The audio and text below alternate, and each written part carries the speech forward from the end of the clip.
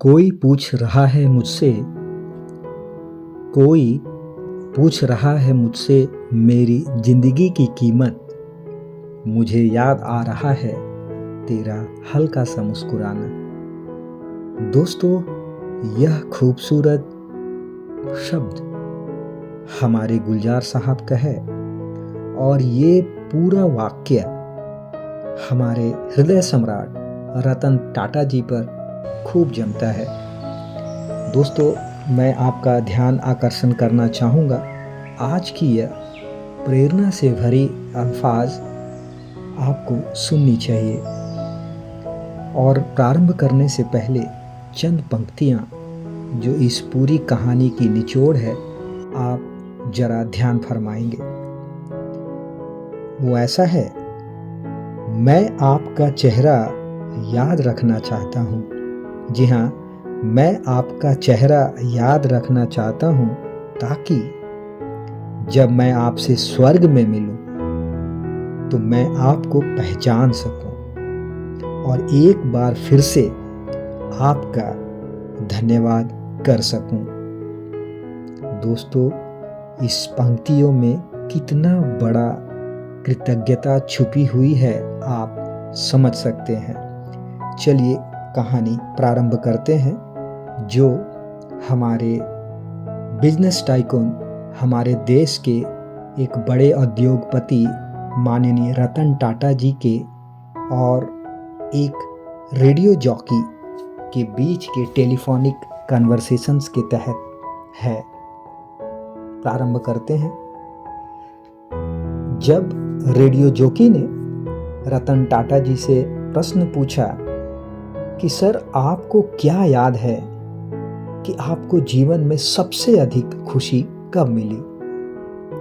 रतन टाटा जी ने कहा, मैं जीवन में खुशी के 4 चरणों से गुजरा हूँ और आखिरकार मुझे सच्चे सुख का अर्थ समझ में आया। पहला चरण धन और साधन संचय करना था, लेकिन इस स्तर पर मुझे वह सुख नहीं मिला जो मैं चाहता था। फिर कीमती सामान और वस्तुओं को इकट्ठा करने का बारी आया, जो मेरे दूसरे चरण की ओर इशारा करता था। लेकिन मैंने महसूस किया कि इस चीज़ का असर भी अस्थायी होता है और कीमती चीज़ों की चमक ज़्यादा देर नहीं रहती। फिर आया बड़ा प्रोजेक्ट मिलने का मेरा तीसरा चरण। वह तब था जब भारत और अफ्रीका में डीजल की आपूर्ति का 95% मेरे पास था। मैं भारत और एशिया में सबसे बड़ा इस्पात कारखाने का मालिक भी था। लेकिन यहाँ भी मुझे वो खुशी नहीं मिली जिसकी मैंने कल्पना की थी, जिसकी इंतज़ार मेरे हृदय में था। अब आता है चौथा चरण। वह समय था जब मेरे एक मित्र ने मुझे कुछ दिव्यांग बच्चों के लिए व्हीलचेयर खरीदने के लिए आग्रह किया।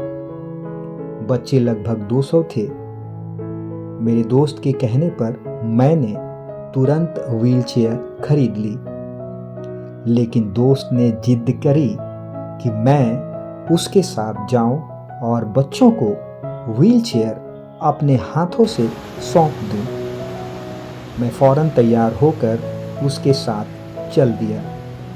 वहाँ मैंने इन बच्चों को अपने हाथों से ये व्हीलचेयर प्रदान की। मैंने इन बच्चों के चेहरों पर खुशी की अजब सी चमक देखी जो मैंने आज तक नहीं देखी थी। मैंने उन सभी को व्हीलचेयर पर बैठे, घूमते और मस्ती करते साक्षात देखा। यह ऐसा लम्हा था जैसे वे किसी पिकनिक स्पॉट पर पहुंच गए हों, जहां वे एक बड़ा उपहार जीत कर शेयर कर रहे हों। मुझे अपने अंदर असली खुशी महसूस हुई और जब मैंने उस स्थान को छोड़ने का फैसला किया तो उसमें से एक बच्चे ने मेरी टांग पकड़ ली। मैंने धीरे से अपने पैरों को छुड़ाने की कोशिश की, लेकिन बच्चे ने मेरे चेहरे को देखा और मेरे पैरों को कसकर पकड़ लिया। मैं झुक गया और बच्चे से पूछा, क्या तुम्हें कुछ और चाहिए? इस बच्चे ने मुझे जो जवाब दिया उससे न केवल मुझे झकझोर दिया, बल्कि जीवन के प्रति मेरे दृष्टिकोण को भी पूरी तरह से बदल कर रख दिया।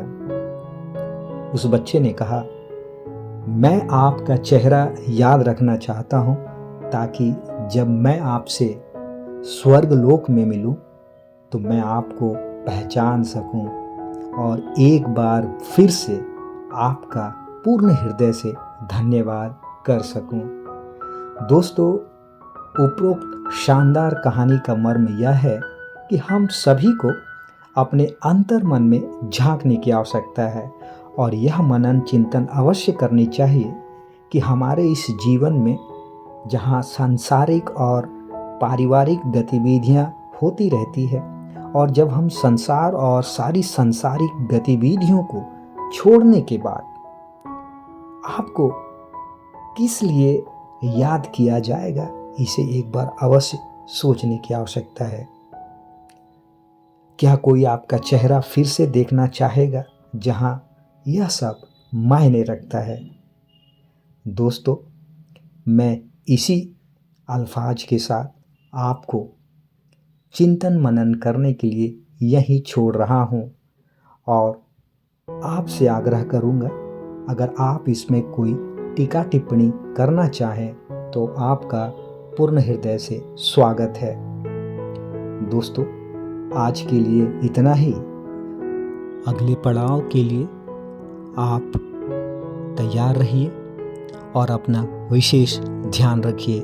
बहुत बहुत धन्यवाद दोस्तों।